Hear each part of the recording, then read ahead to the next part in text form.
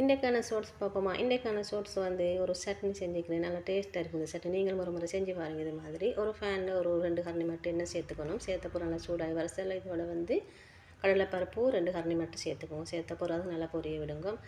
முக்கியமாக கறிகிராமல் பார்த்துக்கணும். மீடியம் ஃப்ளேமில் வச்சுங்க. இதோட பொட்டுக்கடலை, அதோட வந்து வேர்க்கடலை பச்சை இல்லாட்டி வறுத்து சேர்த்துக்கணும். அதோட உளுந்து சேர்த்தப்போ இதோட வந்து கொத்தமல்லி மீது சீரகம் சேர்த்துக்கணும். நல்ல மணமாக இருக்கும். சேர்த்தப்போ இதை நல்லா பொரிய விடணும். பொரிஞ்ச போகிற இந்த கலர் வந்த போகிற இதை அப்படியே இறக்கி ஆற வச்சிட வேண்டியது. அதே ஃபேனில் அதே ஆயிலில் வேறு எந்த ஆயிலும் திரும்ப ஊற்றல. அதே ஆயிலில் வந்து சின்ன வெங்காயம் ஒரு கைப்பிடி அளவு சேர்த்துக்கோங்க. சின்ன வெங்காயம் இல்லைன்னா பெரிய வெங்காயம் ஒரு 2 மட்டும் கட் பண்ணி சேர்த்துக்கோங்க. இதோட பூண்டு ஒரு 4-5, இதோட சின்ன இஞ்சி துணி சேர்த்துக்கணும். சேர்த்து அதோடைய வந்து நான் பச்சை மிளகாய் நம்மளுக்கு கீரை போட்டு சேர்த்துனேன். ஒரு 3 பச்சை மிளகாய் மாதிரி சேர்த்துனேன். அதோட ஒரு கொத்து கருவேப்பிலை, சின்ன நெல்லி சைஸ் அளவு புளி சேர்த்த ஒரு சின்ன தக்காளி சேர்த்துக்கணும். இது வதங்குறதுக்கு வந்து உப்புத்தூள் சேர்த்துக்கணும். சேர்த்தபடி நல்லா வதங்கி வரும். இதோட வந்து ஒரு கைப்பிடி அளவு தேங்காய் துருவல் இல்லாட்டி தேங்காய் துண்டு கட் பண்ண அது வேணும்னாலும் சேர்த்துக்கணும். சேர்த்து இதெல்லாம் நல்லா கலந்துவிட்டு வதங்க விடணும். இது வதங்கி வந்த பிறகு இதை அப்படியே எடுத்து நல்லா ஆற வச்சிடணும். ஆறின பிறகு மிக்சியில் வந்து சின்ன கப்பில் வந்து நீங்கள் இதை அப்படி போட்டு கொஞ்சம் தண்ணி ஊற்றி கொஞ்சம் துண்டு துண்டாக அரைச்சி எடுத்துக்கணும். திரும்ப இதை தண்ணி ஊற்றி நல்லா ஃபைன் பேஸ்ட்டாக அரைச்சி எடுத்துக்கணும். நீங்கள் சட்னி எப்படி அரைக்கிறோ அது மாதிரி இந்த சட்னி நீங்கள் ஒரு முறை செஞ்சு பாருங்கள். இந்த டேஸ்ட்டு நல்லாயிருக்கும். சட்னி சாப்பிடாதவங்க திரும்ப திரும்ப கேட்டு சாப்பிடுவாங்க. நான் மட்டும் 3 மட்டும் இந்த இப்படி தண்ணி ஊற்றி அரைச்சி எடுத்துட்டேன்.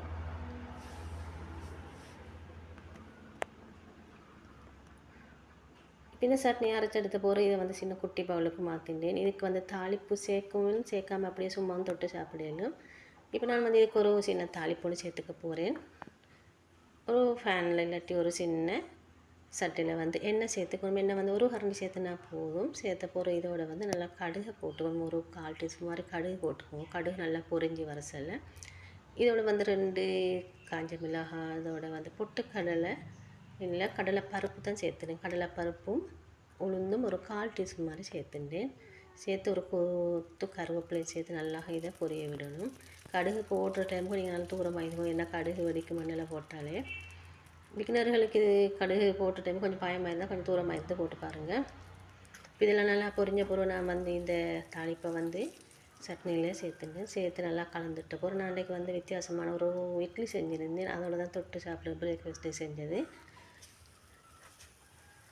இப்போ இந்த தாளிப்பை சேர்த்த பிறகு இதை வந்து நல்லா கலந்துட்டு போகணும். நீங்களும் ஒரு மாதிரி இந்த ட்ரை பண்ணி உங்களுக்கு இட்லி மட்டுமே இல்லை உங்களுக்கு ரொம்ப ரொட்டி, தோசை, சப்பாத்தி, பூரி அடுத்தது வந்து உளுந்து வடைக்கு நல்லா டேஸ்ட்டாக இருக்கும். இதை செஞ்சு உளுந்து வடையை தொட்டு சாப்பிட்டு பாருங்கள். அப்படி ஒரு டேஸ்ட்டாக இருக்கும். திரும்பவும் நீங்கள் இதை செய்வீங்க. இந்த வீடியோ பிடிச்சுன்னு நினைக்கிறேன். தேங்க்யூ.